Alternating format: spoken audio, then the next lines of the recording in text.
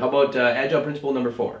So principle number 4, business people and developers must work together daily throughout the project. For somebody coming from the waterfall world. Yeah, we work together daily all the time. What do you mean? Yeah, however, with the business, right, when you're a developer, you're not even allowed to talk to the business people. That's the business analyst job. Exactly, right? So you've been there. I've been a business analyst too, where I was literally the liaison between the business and the dev team. What Agile says is, we don't need to create this layer, or we don't need to put so much pressure on the business analyst, because it's too much, because he's now responsible for every communication, and he might or might not be technical, right? We're empowering the developers to actually talk to the customers or the stakeholders. Got it. So it's more of a collaborative type of discussion with everybody, rather than the business analyst playing the middleman, going back and forth and delivering kind of the expectations. 100%. So the other thing that you have to remember here, what Agile is saying is, business owners should also make themselves available for the development team. So principle number 4 is the collaboration between business and developers. How about principle number 5?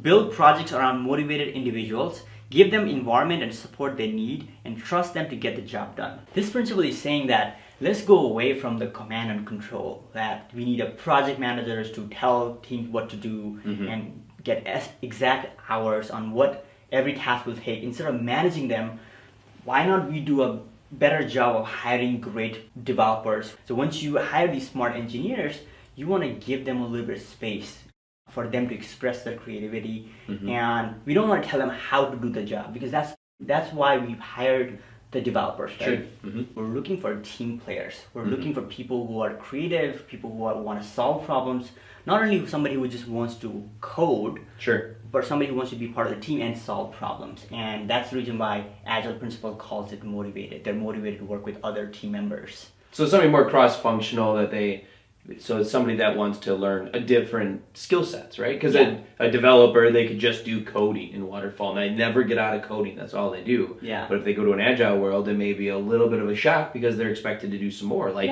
communicating. That's one of the things that was talked about. But additional other things, like creating models, or joining for a requirements meeting to help out with some thoughts on architecture or whatever. So they could be much more involved beyond just what their title. Yeah, and then we would call that they're motivated to solve some kind of bigger problem for the company. Sure. And so you hire the right people that can do that and are being independent and just run with what they need to get done. 100%.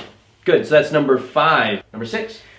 The most efficient and effective method of conveying information to and within a development team is face-to-face conversation. So how many times have you been in a conversation where somebody sends you an email and a follow-up email and creates a ticket and sends you the link to the ticket?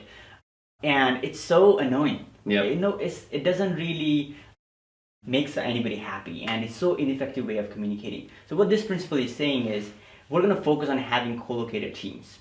Or let's not even say that. It's harder to have co-located teams now in this day and age. Just teams that are open to communication. Yeah, and what this is saying is face-to-face though. Yeah. So let's say one team is in Hyderabad, one team is in St. Louis, and one in California.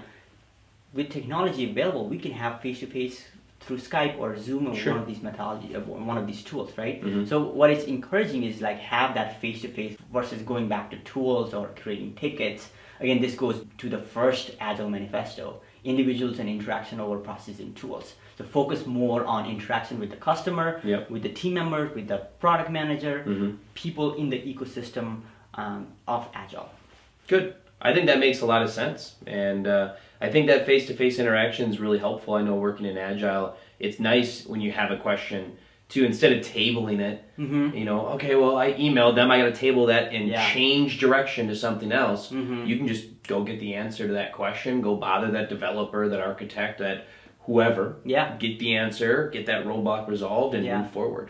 I mean, when I was a business analyst, I had a separate cube, and I used to sit with other BAs, and then developers and testers. Separate? Yes, testers used to sit in a separate space. So it was hard for them to now there's actually an open space, everybody sits together, and if there's a problem, everybody kind of swarms on the problem and solves that one problem together, and that's what it's saying, that face-to-face is key.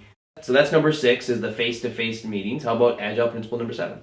Working software is the primary measure of progress. Again, working software is key. We're not writing pages and pages of requirement documentation, wireframes, all these big models and design documents. Instead of spending time on that, why not build working software